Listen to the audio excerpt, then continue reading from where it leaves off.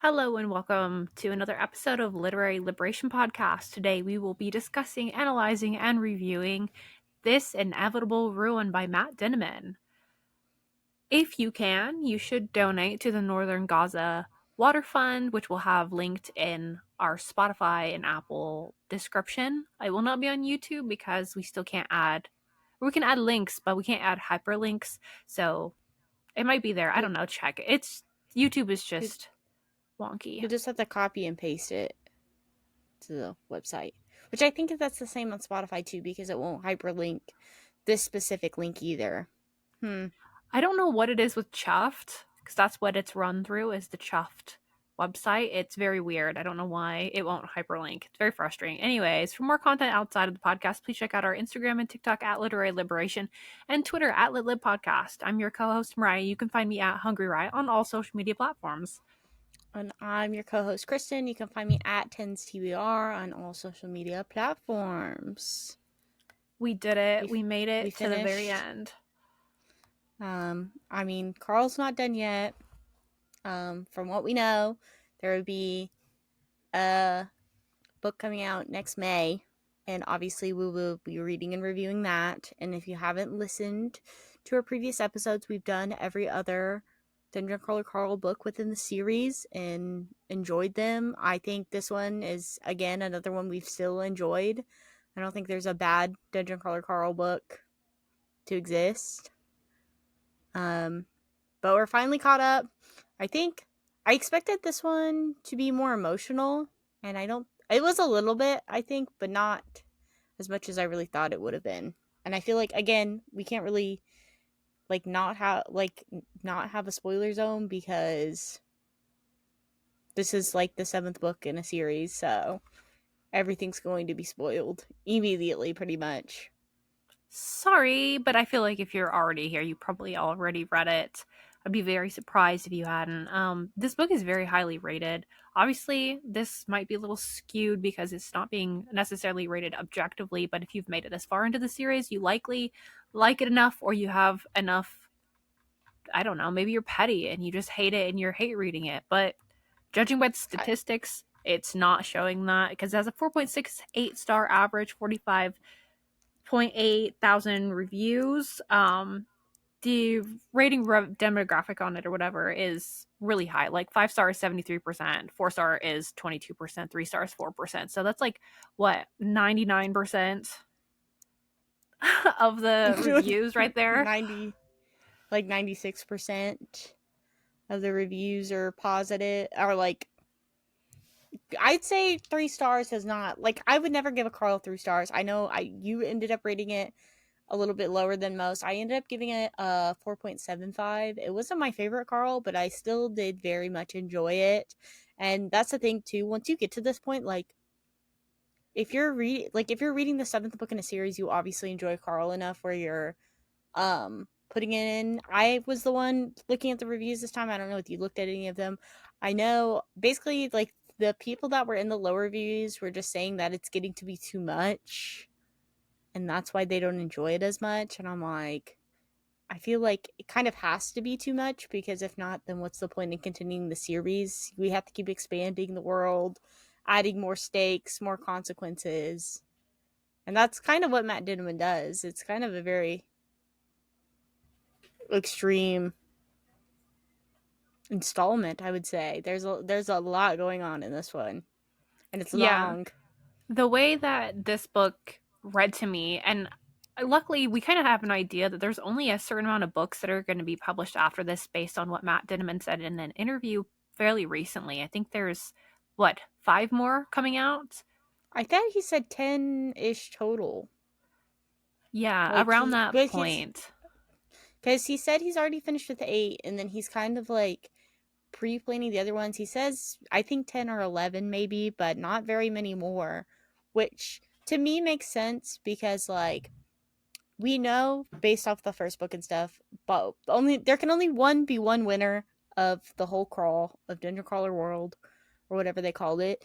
So one, Carl and Donut cannot win together, which not that I think they would even make it that far with the way that the AI has been acting since like even like the Feral Gods book and stuff like that, going primal so early and stuff.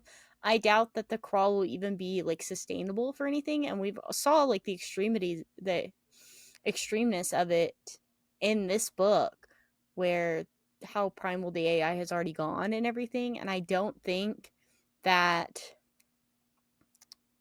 there's going to be much more of the floors that they're going to be able to take. We know that they're working on destroying the government from the outside as well. At least the people that were able to come in and help Carl and Donut within the faction wars, because they want to stop the crawl entirely, which we know if they stop the crawl entirely, that's basically not necessarily like the end of civilization, but we know because of the way that the AI is structured and things like that, that stopping crawls and stopping the extraction of resources of these planets would prevent the central AI of the syndicate to stop being fed and uh, supplied, and so then the people would then start slowly dying because they aren't now, basically, right? Yeah, so I think the way this is going to go is that it's going to be like Hunger Games, which I think I've said it in a previous episode. I think it's going to be like Hunger Games with Catching Fire. If there's, you've probably seen it. Like, you know that it's not every single book is a game. At one point, they break out of the game, and then there's Yes, this like a whole last book where they're fighting in a revolution. I think that's going to happen. I agree. I think there's no way that we're going through all 18 floors. One, without it getting too repetitive, and two, without like, I think it would be kind of disappointing in a way, because you can see the build up that so much that Matt Dinniman has done for these, and you can tell, especially in the way this book is, the way that these different leaders are treated that are like important leaders throughout like the actual government, not just like within the crawl, and how their deaths and different things affect like the economy and different things through the entire syndicate. It's definitely, you can tell that the crawl is just the vehicle to move the story along right now. It's going to be really interesting, and we don't want to get too far ahead, but I'm excited. I'm excited for people to find our series that we've worked on, because Books a Million just made the first Yes. book of the year. Like, it got, or one, I don't know how they do their awardings for it, but I saw that and I was very surprised, because it's always a weird book. I think with these like bookstores, they always end up picking some Yeah. weird book no one's ever heard of.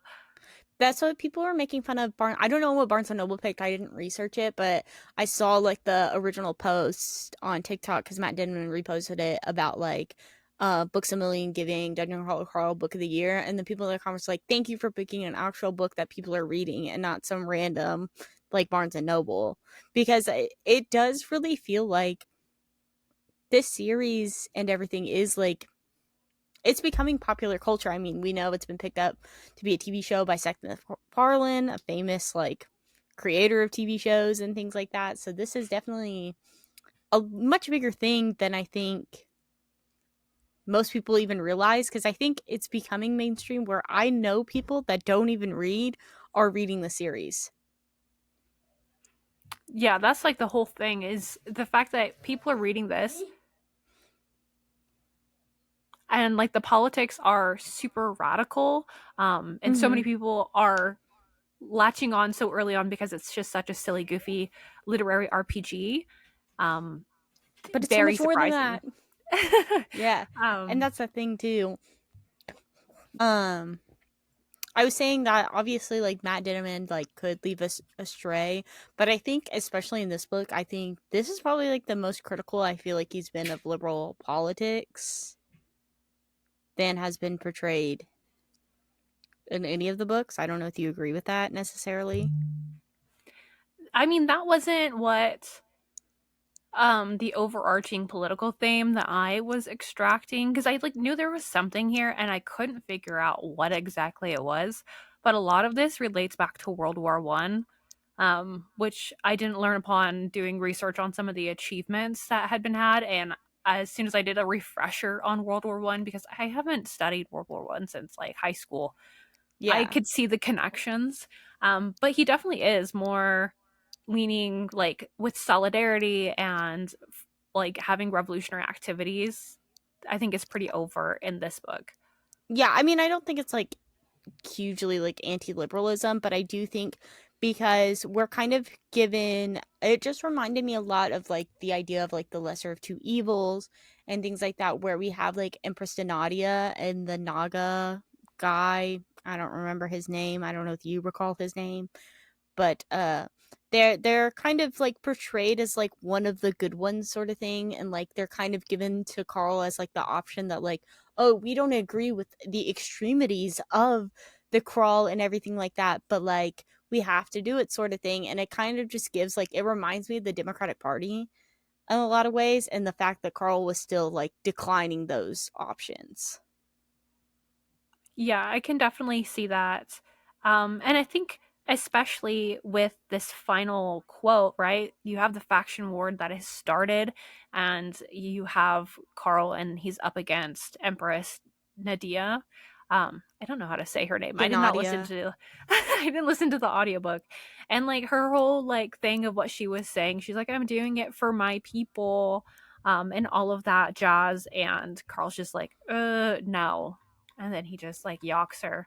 But what Yeah. was interesting after that point was the achievements that him and Donut were able to get. I gotta find it.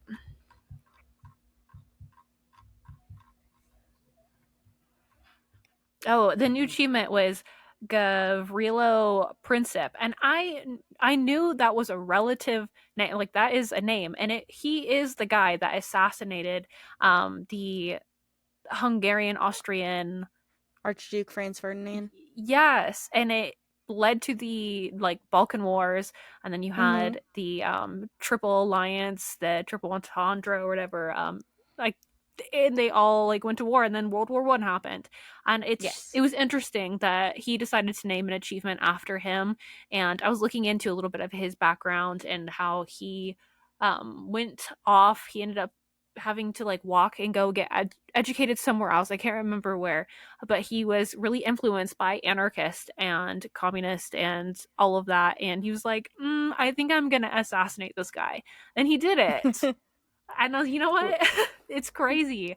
And I Time thought to it was really go. interesting within the context of this because it's not just talking about the like the small actions that are happening within the crawl, but like what was happening outside of the crawl because of that empress or whatever dying, Dina Dia, what was happening, because we Donadia. find out a little bit later what happened as a result of her death, um, which I Yes. thought was really interesting. It was a very nice little note, and I don't know, it's like I am very detail oriented, so when I see stuff like that, I'm highlighting it and I'm looking it up later.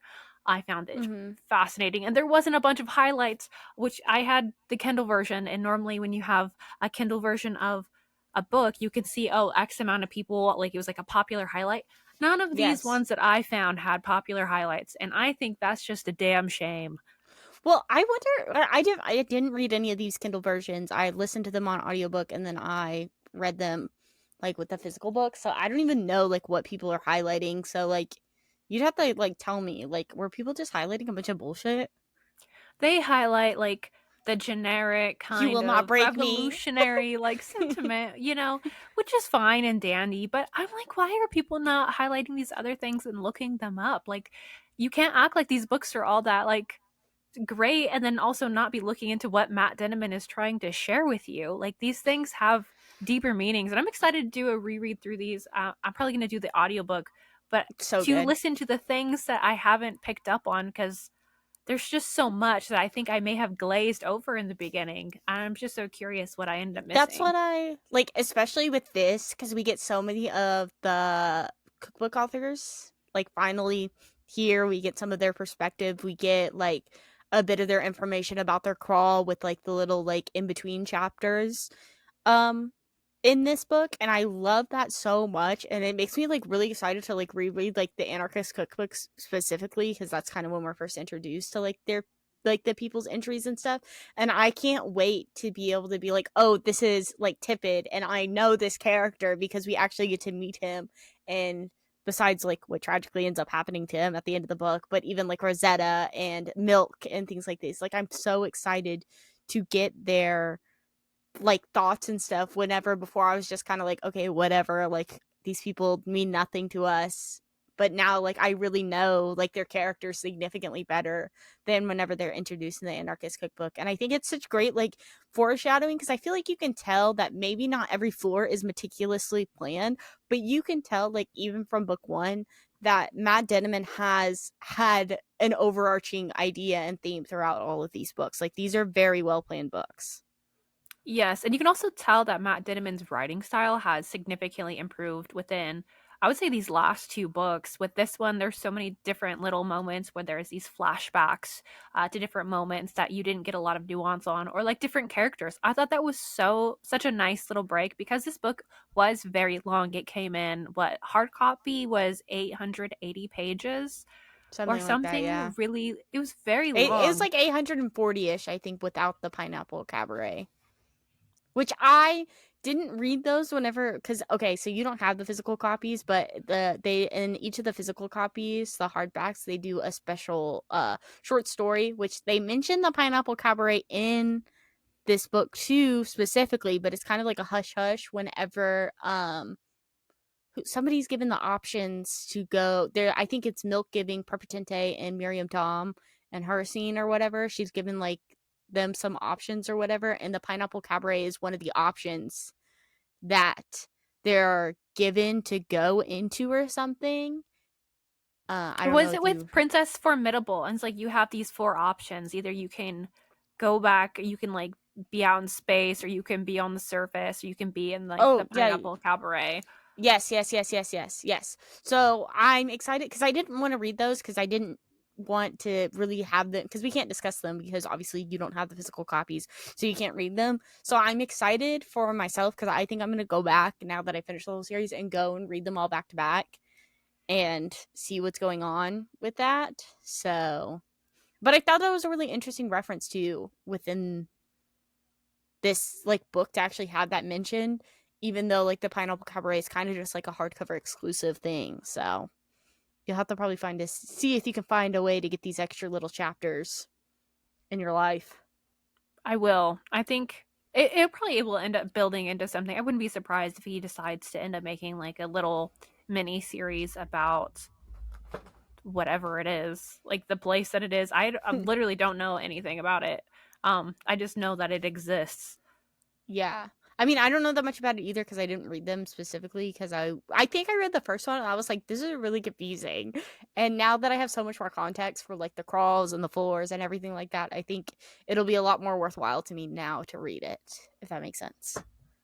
And I can read them Second all back read to back. through, we'll be Yeah. much more prepared when we review the Parade of Horribles. Yes, which it was interesting to me too because before we talked about it, originally book 8 was going to be called Carl's Big Book of Boom, which in this book Carl also does receive Carl's Big Book of Boom. And I then thought now that the was a names cool little change. reference. I'm very curious why it changed. I don't know if it would be Yes. too confusing because one is already called the Dungeon Anarchist Cookbook, so that having two with the same kind of a title would be confusing, I suppose. I don't know. I don't know either. So it'll be interesting to see because I don't even think they like made anything like Matt Dinniman hasn't said anything officially either, even about this. Which I'm sure it's probably because he's going to wait until like Operation Bounce House comes out because like that would obviously be his priority right now. I think as like a publishing and marketing perspective. But I mean, I think you were getting annoyed with Donut the last couple of books. Do you think she's redeemed herself now within this one? Yeah, I think the last book, I don't know what it was. And I know she's getting stressed. She's anxious. Everything was leading up to this point, so she was just really stressed, but I'm trying not to hold it against Donut because I also know that she's very immature because she's a sentient cat. So I understand. There's just something about the last book where it really started to grind my gears, but I think she did really well in this book. I was very surprised with the decisions that she made, and how she was able to cope with some of the tough things that she had to do, which I I don't know think how she far definitely. forward you want to go. It was like she had some really tough decisions to like make I think throughout she this rose book. to the occasion too. whenever it was needed. Well, because like obviously we know that like Florin and Ellie and them were even lying to Donut whenever she did what she had to do to save them from what was going on with that without being too spoilery. I mean, I don't think it really makes a difference how much we talk about it because I feel like the second half of this book has so much more important information about like the politics of it all with the syndicate and everything, while like the first half is mostly just like the build up and things like that. And you want to know what character I really fell in love with this book was Who? Lena. Really? Yeah, you didn't think so? I just was very surprised. I didn't know who was going to be like your character. I thought she's just a really interesting character, and I do think it's very interesting that Matt Dinniman chose like obviously there's like the Li Jun, Li Na, and Li Zhang are like a family, like brothers and sisters. Um, but I think it's really interesting because they are like a Chinese family too. So I wonder if we'll ever get any more information about like the government in China and stuff like that, which could be a really nice little nod to Matt Dinniman admitting he's a Marxist Leninist. We hear you. I heard it in this book. I heard you say it, even if you didn't say it. I feel like he set it up in a way where you kind of get the insinuation that there is definitely a need for a vanguard party. I'm sorry I'm not an anarchist, I'm not, but the way that Rust is talking about what happens with the fall of all of these different corporations, how there's going to be a power vacuum, like you have to have a really strong arm in implementing something like that so that you can make sure that it's actually going to be like a dictatorship of the proletariat. You have Yes. to, because if Mm-hmm. you don't, it What's won't stopping? sustain itself, you That's what know? I'm like. That's what I'm saying. Like, and I think I wonder how much like Matt Dinniman has like educated himself like politically on this stuff too, because you can see like the difference in like being like not quite like a Trotskyist or anything like in the early books like you seem to claim, but he definitely is like very much an anarchist, no organization or anything like that. And you see the growth of Carl too, where it's almost like reading theory and education can make you not an anarchist anymore. Yeah, I think you can tell that something's going on with Matt in the background, whether it is just general events happening in society or perhaps he is taking the leaps to educate himself because I just don't know how he would be able to concoct a book like this the way it was written. But writing war scenes in general, I think, is probably very difficult. I read a lot of war scenes. Sarah J. Moss, where they're just dog shit. Um, and you know, like this was actually really good. And I think Carl is having like these thoughts of like the weight of war, like when he's like, I need Tina to do this, but Tina is also a child, and there's many instances of this where it's like all of these people are dying and it's kind of falling back on me, and he's trying to like see whether or not the ends are justifying the means of being there, and like there's a lot of like philosophy happening here, and Mm-hmm. morals and ethical like deliberations, which I thought was a really nice touch to have, because no matter what, like all of these people are here, these former crawlers that came along with the open pacifist, whatever the fuck it's called, network. Oh um, yeah. the irony of that name for their organization, where they're just like all working together for one cause because they want Carl to succeed. And I thought that was just really nice, and I'm glad that he does some introspection and reflection as he's moving throughout this level. I do think what's interesting too is because there is that moral dilemma of like the NPCs being children, and then also even like Big Tina, like who's also an NPC being a child and stuff like that. But then the fact that they don't have like consciousness outside of the crawl, but then they do as well in many ways because they are currently being reborn and reused again. So I really am interested to see how that goes in the future, because before the NPCs were almost seen as like disposable in a lot of ways, and I feel like this book they were very much humanized in a lot of ways and given much more like actual characterization in ways that shows that like they're not quite as disposable as what they may have seemed to be in the earlier levels. Like And they're I'm even though they're still different. Yeah, I think it's like just the way that the faction wars is there's not that many like NPCs in general. You're not having all these side quests like these randomly generated people. Like there's something more going on, and I have a feeling in the future levels we're going to be reading a lot more about more like sentient and aware NPCs.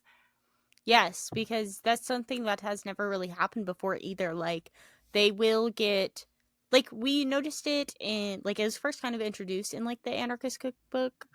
Um with the train lady. I don't remember her name. Sorry to that lady. But like where she kind of gained the sentience and stuff like that, but then she was also willing to die for like the cause in lots of ways. And I think that's almost similar to like how Juicebox is in a lot of ways. And I think it'll be really interesting. It is a very I don't even know what to compare like the NPCs to. I don't know if you have like a kind of representation of what they could be. I think honestly, like I don't know if it's crass to suggest that Matt Dinniman is assuming that like just people like working people perhaps that don't have class consciousness are like NPCs just like going through the motions of the society that you're dropped in, but it takes like Sorry. that it takes that moment of like, oh my god, this is how the world works where you're not just like, doing those actions. That's the only thing I can make a connection with, but it does seem like it's I don't know. It I don't doesn't want to go seem, that far. but it doesn't also seem like a strong enough connection for me personally, too. Just because I do feel like the NPCs are kind of radicalized almost pretty easily, versus I feel like the general working class, at least here in America, is not so as much very easily radicalized. You know? Maybe they're supposed to be like, I don't know, cultists or something, where they're just like, this is it, this is how the world works, and they are just like people living in a bunker. I don't know. I think Well, it'll be. Well, go ahead. I was gonna say I think this is like one of those instances where because of like Matt's imagination, I don't think there's any good one to one comparison, and I think I that's just okay. I think it'll be interesting to see, especially in the next book specifically, because we'll be on a new floor, and hypothetically, there'll be NPCs that have not been woken up, woke, whatever you want to call it. Um, and so it'll be interesting to see that dynamic in a way, because then we'll kind of get more of an insight, I think, to what maybe the NPCs can more represent in our real society. I don't know if you agree with that, but I think that's kind of where my head's anything at. is possible. I mean, like when we look at like some of the other things that have been happening in this book too, and like what Matt's talking about, like with like the Reavers, I'm curious if Oh, that that's was going to such be a more relevant because of the way I that like they change their bodies and they change out parts, and like it's very similar to like the military, but also I'm curious how that mechanic is going to play into the later books because this is like a relatively new thing that we're introduced to on this floor. Yeah, well, I thought, well, because obviously the Reavers have been around. They're obviously their own type of like corporate entity or whatever it is. Um, but I thought it was really interesting because I felt like that was a direct critique of the U.S. military too, where the way that it almost describes that like the Reavers prey on regular people in lots of ways and poor people, and they're given these very limited options where you basically don't have a choice, and then they're forced to like colonize these places, but then also it's like they're choosing to do that in ways. And I thought it was really interesting, especially with Matt Damon being like ex-military. I think it's a very nice critique to have, because I know especially we understand too, to have any type of like substantial revolution, we will need military personnel like to wake up basically and understand that like what they're doing for like US imperialism is wrong.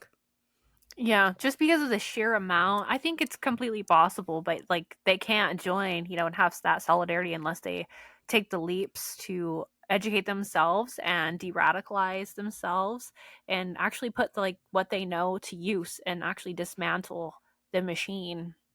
Yes, which I think I think it's a positive thing to see Matt Dinniman someone who is ex-military basically and be able to learn this stuff, because it shows to me, I'm sure it shows to you I too, don't that it think is Matt is very clearly. actually ex-military, remember? It was the He was in AI the Coast overview that Guard. was lying to us.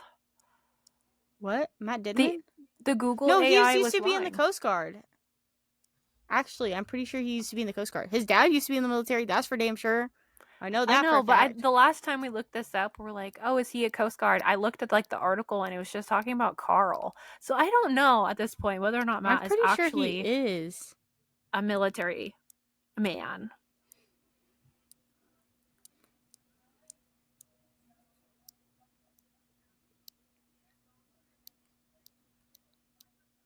I just know too, at least a lot of the, because I've seen some people online that were in the military and stuff. They talk about Matt Dinniman be not necessarily, well, I guess like not necessarily being, but they think that Carl's depiction of being in the Coast Guard is actually very accurate to what being in the Coast Guard is, which I think is, that's the thing, is that if you're able to get that, and then obviously being around somebody who's in the military, like if his dad was in the military for sure. He says that at the end of Bedlam Bride, specifically whenever he like talks about a chapter that was dedicated to him or whatever, because his dad died while he was writing that book.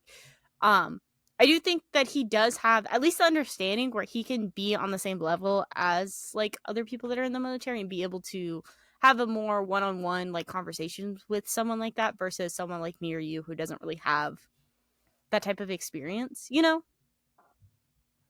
Yeah, I mean, I grew up like I have military family members and whatnot, Well, so yeah, I I do remember too, like but it's a I don't luckily think it's. I think everybody has somebody who's in the military in their family. see, that's Unfortunately, like the like whole thing. I was like, you're like, I think everyone in the Imperial Corps, for the most part, is going to have some sort of connection to it. So, like, Matt can be that, or not Matt, Carl can be that stand-in of like yeah, somebody using that knowledge for good. Which, if like, we need more people with military strategy, for the revolution. I think that's really important to have, even if they yeah, aren't like directly U.S. military. Like we should be studying the tools of the master, so to speak, so that we can undo the systems of oppression that they have built up. Like there's a reason why that it functions the way it does.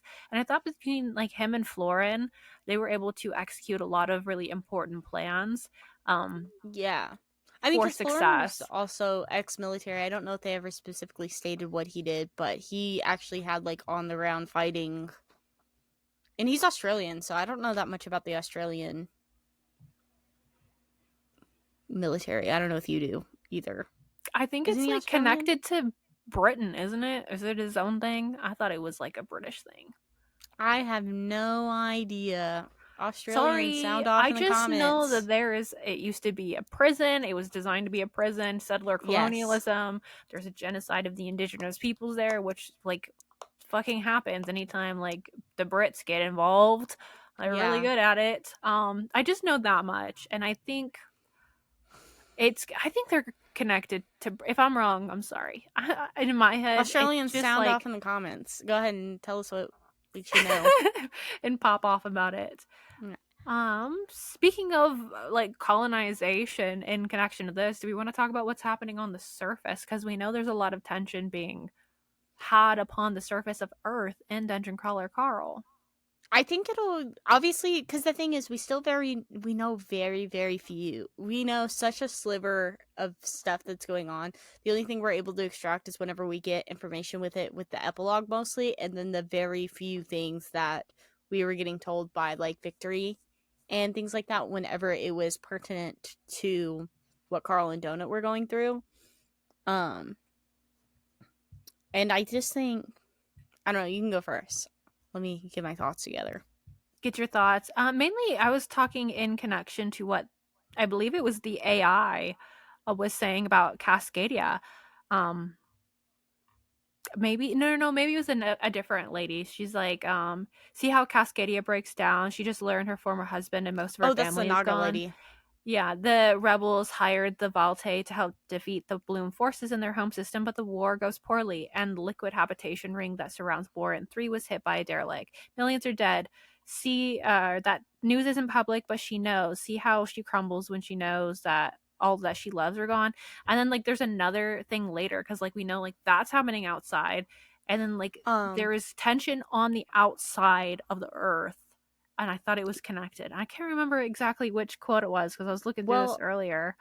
I, I know there's a quote that Zev says too, where she talks about them basically trying to the Valte wants the Borant Corporation to basically self destruct itself or something. I don't know if you highlighted that. Because Zev like messages it to Carl or whatever. I don't know if you highlighted it. And she's like, I shouldn't even be telling you this, Carl, but like there's a lot of stuff going down outside of here. And then he's like, well, how does this help me? And he's like, are you going to like self-destruct? And she's like, obviously not, but we can see that there's even types of issues going on specifically with like the Valte and the Borant Corporation, which is who is running this specific crawl. And we get with even at the end with Victory becoming uh prime minister for the syndicate, which I feel like the syndicate government is still very, very confusing to me.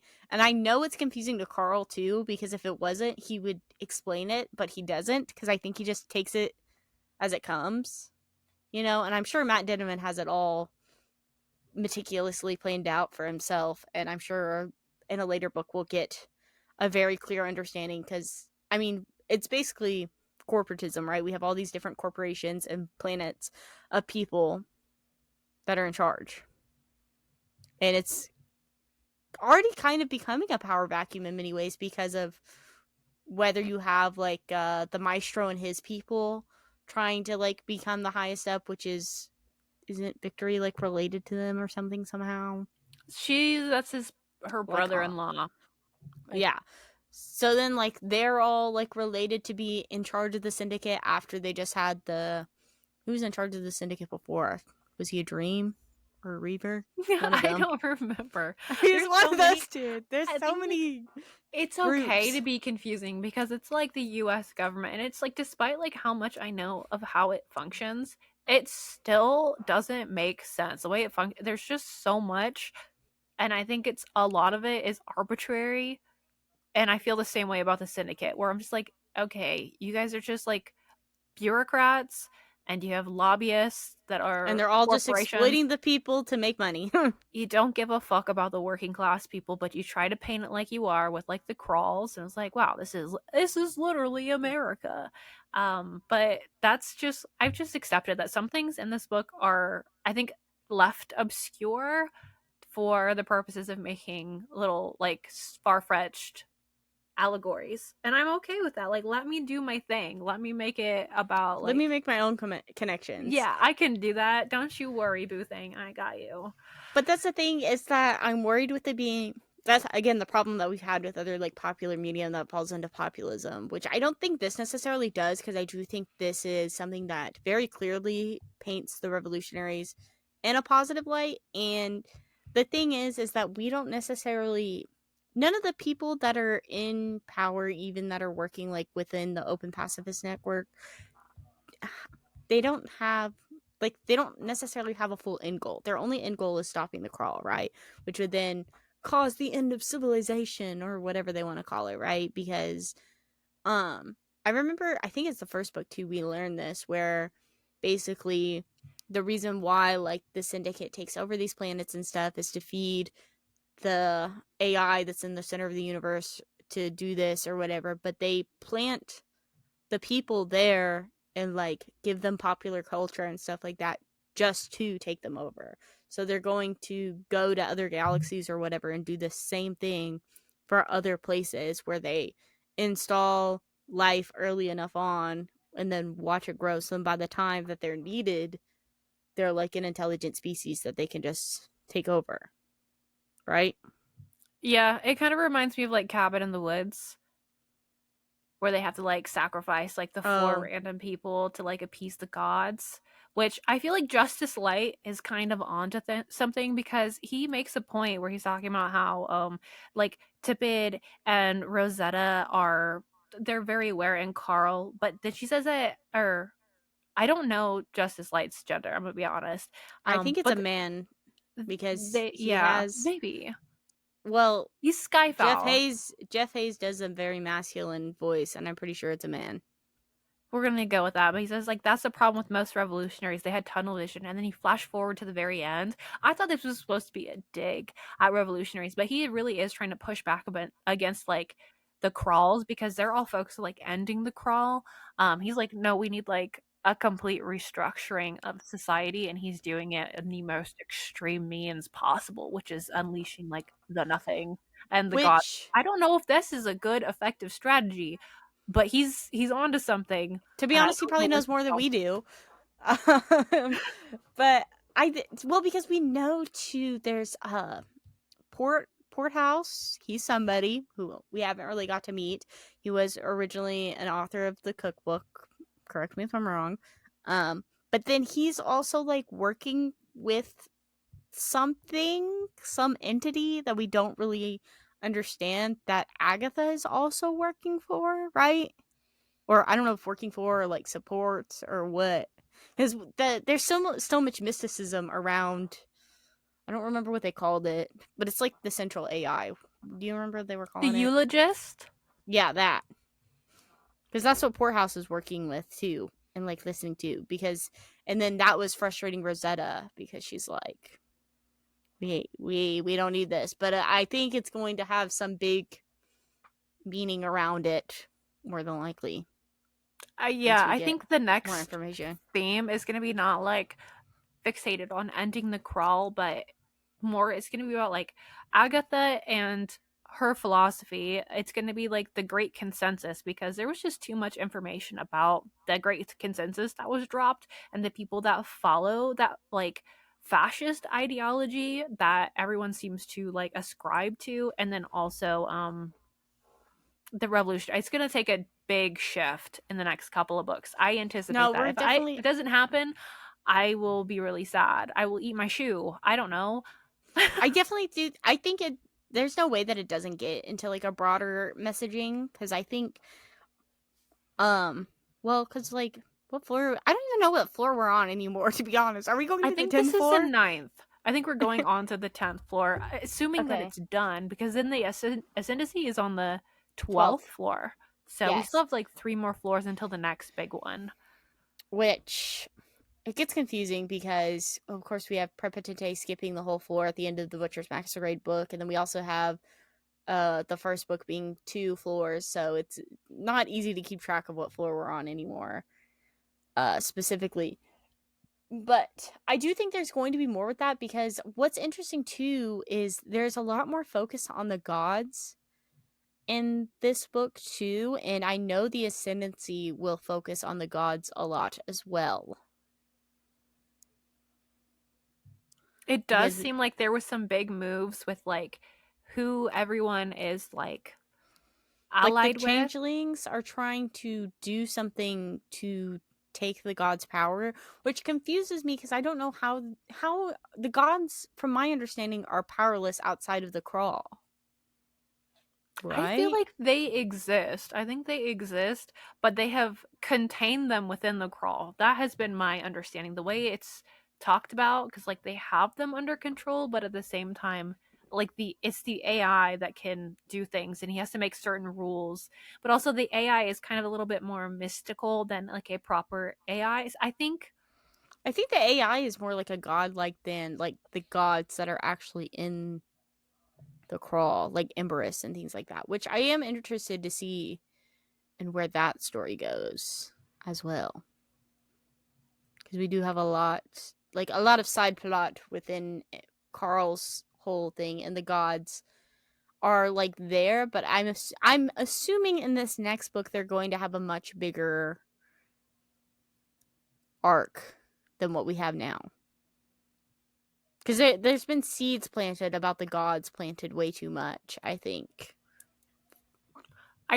the next book is gonna focus more on like Samantha and some of the stuff that she said because we're realizing that like it could be wrong with who she is. She could be lying. Yeah, well, or she could think that I think she thinks she is the god, the demigod Samaith, but maybe she's not actually. but we don't know that. Because I can't imagine the way that Samantha acts. You can see it's almost like she's getting her memory back throughout certain scenes and stuff, where she doesn't really necessarily know fully what's going on all the time, you know? Yes, I was very surprised with how much of her and how her demeanor and whatnot has changed since she was initially introduced. Like, there's just been a lot of growth with all of the characters in this book, Mm-hmm. and it was really nice. And I think it justified the length because let me tell you, we read this within the span of what, 6 days? If Yeah, like a that, week. it was a lot. Yes. Well, I think there's a lot going on, and like just seeing the way that the crawlers are so different now. It's like so funny to me because I almost like looking back. Like I feel like in the future, like for future books and stuff, like I want to reread these again before we read um whatever the eighth book is called, Parable or whatever. Um, but I think in the future, it's almost like you don't necessarily need to read the first two because I feel like all the major stuff gets introduced in book three. Does that make sense? Yeah, like there Because you is get it's like a subplot but it's not. It's like the main plot. Like obviously each book has its own plot where they're focused on the game and how they're going to get to the next floor. Like that's a synopsis, but Matt Dinniman has just moved so far beyond that. It's just like big, it's like the floor is growing. almost a background, going to be background in the future. And I think that's kind of what's been happening, especially with these last two specifically. The Butcher's Masquerade, I feel like maybe the floor was still pretty important, but I feel like with like the Bedlam Bride definitely and this one, like getting to the end of the floor is not as important as what's going on around within the characters and then also what they're experiencing. Yeah, I think the Butcher's Masquerade is what really kicks it off, where Carl is taking it to a different level. He's like, we have to think like way beyond this, which is why he's just so aggressive the whole time. He's like, no, we have to do it this way, and we need to start with these hunters, like make a bigger point, a larger story, or like whatever. And it's like it's building in that way. I think that's like the tipping point.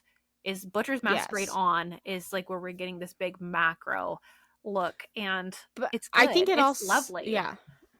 Um, I mean, we finally said goodbye to Cassia too.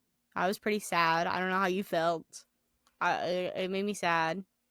It was really like touching in the way that she was able to transform back to herself because I don't think she knew what she looked like anymore because she'd No, changed herself so tremendously.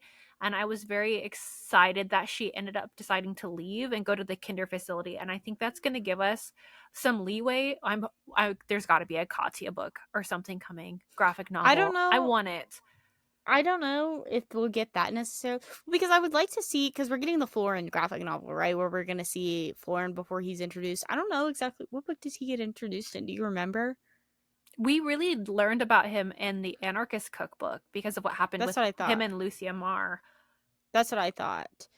Right at the end, whenever she's responsible for killing his wife, girlfriend. Sorry, don't remember. But uh and I really do enjoy Florin's character, but I am really interested to see. I imagine in the future books we'll probably get like how we got like the cookbook authors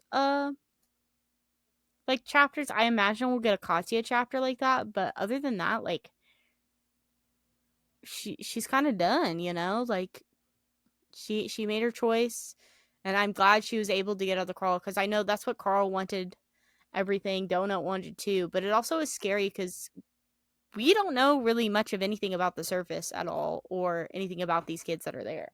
Cuz these are we're supposed to think that the kids like half of the kids or some of the kids are like in Lucia Marr's psyche. What? I don't know. I'm just as confused. I don't know how there's a kinder facility and then there's also Lucia Marr and what's going on with her. I have no idea what's going on with that. I think that's like part of the Cassie. problem as I Sorry. just don't know. You're good. I don't know what's going on with all of them and like why that exists. So maybe Lucia Marr will be more prevalent in Prevalent. the That's what I'm hoping. I think well, because I imagine that's the thing is that all of it's going to be interesting to see what crawlers ended up taking deals at the end of this floor because finally now that everyone's made it at the beginning of the 10th floor all of these people are getting offered deals, right? So obviously we know some of the characters that said they're not going to take deals, but how many of those people are telling the truth versus have been through enough? Like there's so much going on. Like you can't imagine that some of these people that said they weren't going to take deals are going to take deals, you know? I think my guess is that they're going to enter and there is going to be between 20 and 25,000 crawlers because we ended with about 30,000 It was like crawlers. 25, a little bit more than 25,000, I think. So I think it's going to be like, I think like 5,000 are going to take deals. It'll be interesting to see. Well, because I wonder if it'll be anybody that we know specifically, which I don't know if you wanted to talk about like the deals that Coral and Donut were specifically offered to. Like offering to be Chaka's replacement together, which I thought it was really interesting because I could see like Donut taking that deal, but she like in the earlier books, but she's matured so much now that she still said no to it, and I thought like that just meant like Carl and Donut. I love them like the way that they are, and especially even in this book. Like the way that you could see like Donut was like, I'm not leaving Carl anymore. And Carl called her his best friend and stuff like that. Like they have such a beautiful relationship that has grown so much from the first book to now that like Donut is basically Carl's child, which I don't know if anybody else has owned a cat, but that's how I feel about my cats. Those are my children too. It's really nice seeing like this humanizing of a pet. And I'm gonna be honest, like the first book I was like, I don't know where this is going. I thought they were gonna separate or something, but to see them grow so much closer after the fact has been really nice. And I'm also very happy with Pony and how he's like Oh my changed. gosh, Phony is so funny this book. I can't wait for you to listen to the audiobook too, because like obviously you know, like even with Mordecai, you know he was Canadian, right?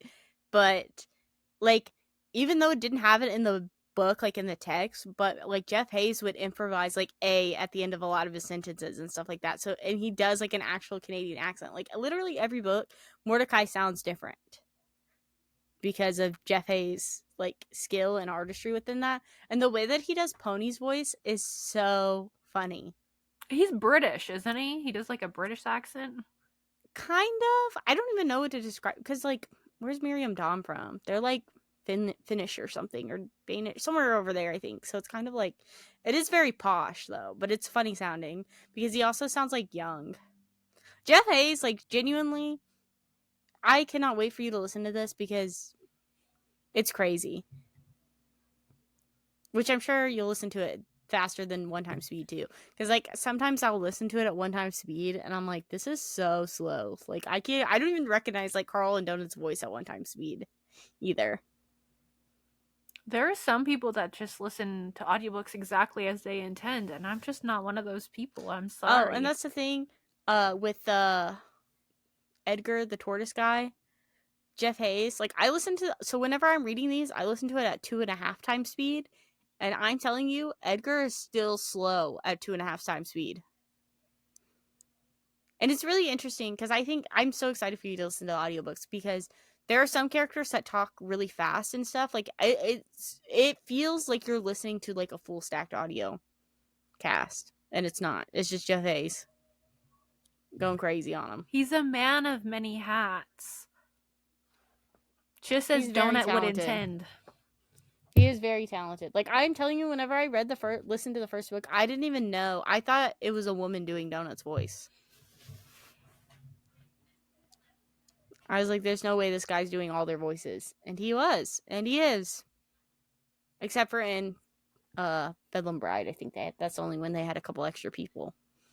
But I don't know if we really have too much else to talk about No, we specifically. just know that Carl is the leader of Earth as of right now, He's and married, which he's married. I What? don't know. I missed that plot. Like I don't even.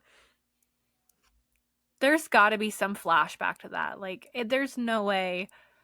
There's That's something that one was going thing. on. I don't know who it is. There's got to be a reason for it, but I think it's really funny.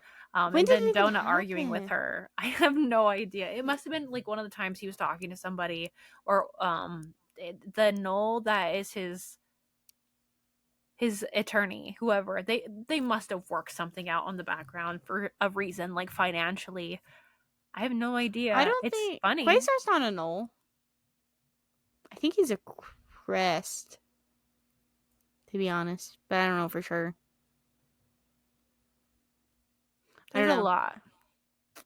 This next book, we don't even really know too much about the next floor either, just what Quasar said, because he said something at the end. I don't know if you highlighted it about what the next floor is going to be. It's gonna be a race. It's gonna be them trying to race somewhere with vehicles, and I think that's such a nice. I honestly, I thought that's kind of like what this was gonna be. So I'm, my head is gonna be like Mad Max. Oh, okay. Which we know, Mad Max, anti-capitalist.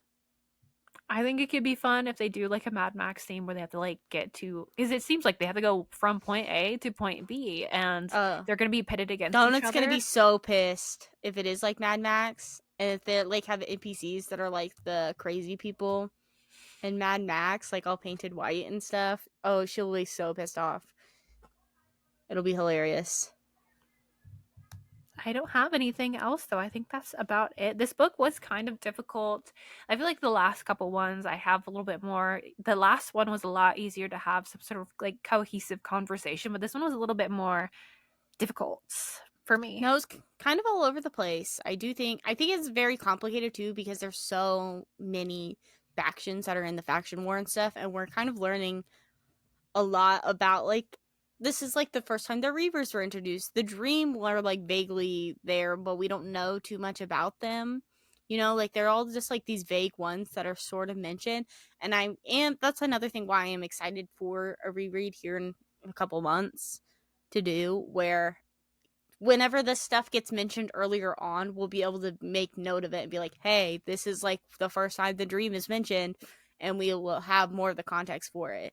But I do think Matt Dinniman does a typically good job at like reintroducing them in certain ways where you can get the general idea of these different groups without having to like reference the previous books. But it will be nice, I think, to have more of a background on it.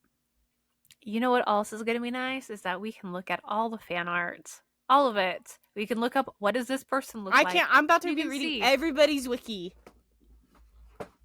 I'm This reading has been the everyone's wiki hardest thing because page. I did spoil some stuff for myself when I was making Kristen's birthday present because I was trying to make it as accurate as I could.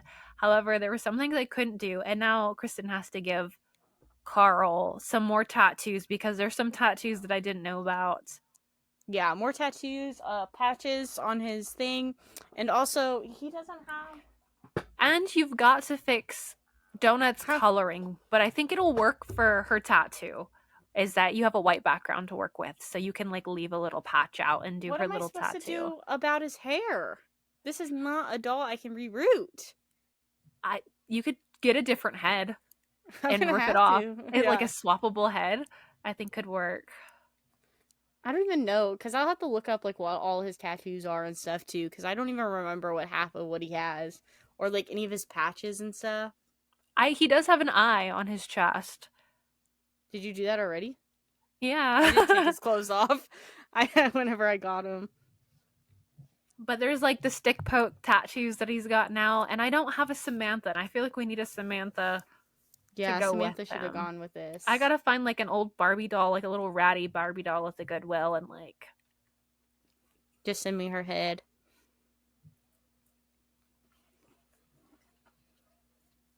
I definitely will. I don't even know if they make Ken dolls that have like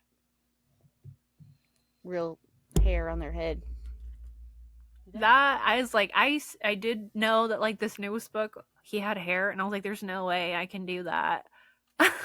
I can do a lot of things. I was like, I don't have the facilities, the capacity to be able to achieve this I mean, effectively I where it think looks good. he's good as he is. This is what I would say. At least like Gate of the Feral Gods, Carl, right? Yeah, he looks. It's Carl. Like you see him, that's Carl. You know. Yeah. All right. Well, I guess that's all for us. Um, and there's nothing else. Next Next episode. episode Oh my will God! Strength of be the few. if you don't know, that's my most anticipated book of the year entirely, more than anything in the world. I've been looking forward to this book. I'm almost finished with my Will the Many reread, so I will be fresh in my mind. I literally have like 80 pages left in Will of the Many, which I will be finishing by Tuesday, because Tuesday is the book comes out, and I will be walking my happy butt straight to the bookstore to get that book as soon as it comes out. And then if you want to join the book club, we're reading After the Oh yeah, Revolution by Robert Evans. I got so lucky and got this at the used bookstore today. Spine is intact. So if you want to read they didn't along, even we're read over it. on Fable at LitLibPod. Yeah. So yeah, make sure, and then also, well, I guess we can maybe mention this in the other episode, because I don't know where we're gonna be a guest on a different podcast too. Keep an eye out for that. We'll post more as time It gets progresses, just in closer. case something falls through. But it is a different podcast, and I'm a little nervous. I don't know how we're gonna tread these waters, and it's a very popular book, Yes. so we'll So see. I'm sure we'll talk about it maybe by the next time we film. okay. Well, Okay, other than that, look forward to the future episodes, and thank you and good night.